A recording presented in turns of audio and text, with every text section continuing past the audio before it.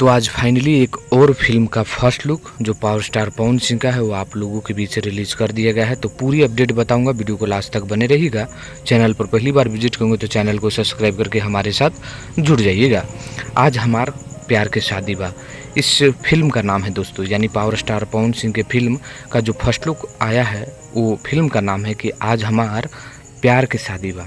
निर्माता महेंद्र ओझा, अमित कुमार गुप्ता जी हैं, निर्देशन फिरोज खान जी की है और ये भोजपुरी फिल्म है पावर स्टार पवन सिंह का। जहाँ तक मुझे मालूम है कि ये जो लंदन में शूट हुई थी ये उसी का फिल्म का ये फर्स्ट लुक है।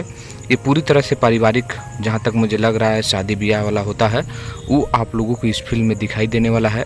तो पावर स्टार पवन सिंह के जो चाहने वाले हैं उनके फिल्म देखने वाले हैं तो आप लोगों के लिए एक खुशखबरी था कि पावर स्टार पवन सिंह के नई फिल्म का फर्स्ट लुक आप लोगों के बीच रिलीज कर दिया है। तो आप लोगों को ये फर्स्ट लुक कैसा लगा है ज़रूर कमेंट करिएगा। हालांकि ये फिल्म का ट्रेलर जो captain hits watts YouTube channel है वहाँ से बहुत ही जल्द देखने को मिलने वाला है। तो चलिए मिलते हैं नेक्स्ट वीडियो में। धन्यवाद दोस्तों।